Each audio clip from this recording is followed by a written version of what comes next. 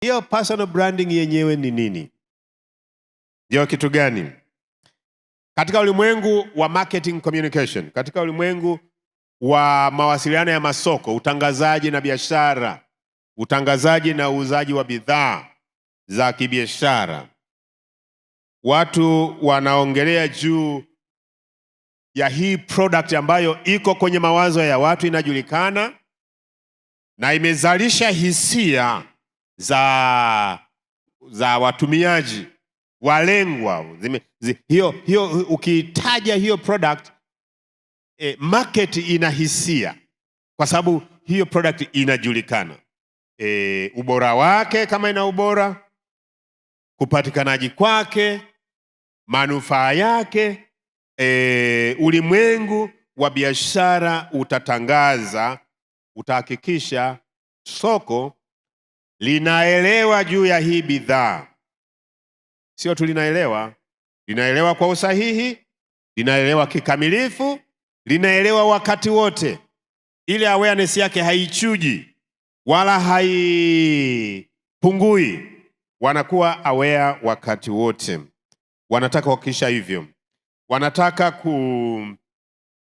kuhakikisha kwamba hisia nzuri kuhusu hiyo product, admiration ya hiyo product inadumishwa, inazalishwa na inadumishwa. Wanataka watu wakisema Coke is it, zamani kwa sijui kama siku hizi inaitwaje, lakini yani hata ule msemo Coke is it zamani hizo, mimi sijui siku hizi, zamani hizo ukisema Coke is it, ni kweli kabisa, Coke ndio yenyewe, kwa sababu ndio walikuwa wamezalisha sio tu uelewa wa hii bidhaa, lakini wame cultivate na hisia fulani kuhusu hii bidhaa. Hiyo ni branding. Ukitaja kitu fulani, product fulani, kila mtu anaijua ubora wake, kazi yake inapatikana wapi, lakini na kila mtu ana attitude kuihusu, ana mtazamo kuihusu hiyo product. Hata unadumisha ile desire, kutaka, unadumisha ile need, watu waone wanahitaji hiyo bidhaa. Hiyo ni kwenye ulimwengu wa marketing. Haina tofauti sana na swala zima la personal branding.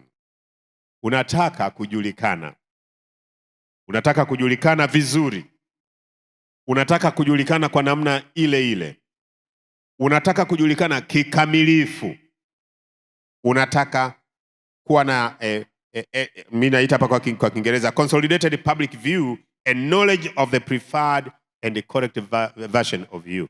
Yani wewe unataka usomekeje the preferred image of you, ikiwa consolidated, ikiwa integrated, ikiwa strong.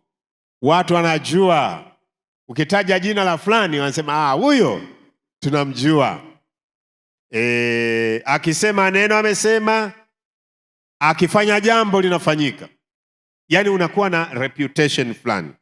Kwa hiyo ningalisema personal branding ni hiyo consolidated public view, a knowledge of the preferred and the correct version of you.